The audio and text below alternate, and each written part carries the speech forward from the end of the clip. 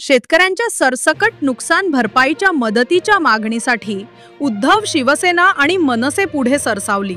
पालघर जिल्ह्यामध्ये अवकाळी पावसाने झोडपून काढून शेतकऱ्यांची दाणा उडून टाकलेली आहे। शेतकरी निसर्गाच्या अनियमित लहरीपणामुळे संपूर्ण हवालदिल झालेला आहे।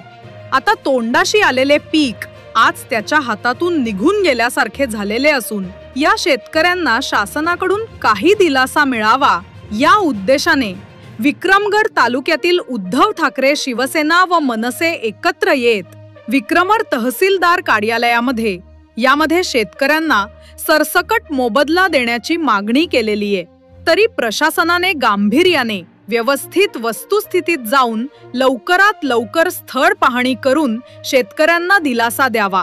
पण शेतकऱ्याच्या तोंडाला पाणी न पुसावे हीच गतिमान सरकारकडून पीडित शेतकरी अपेक्षा करीत आहेत।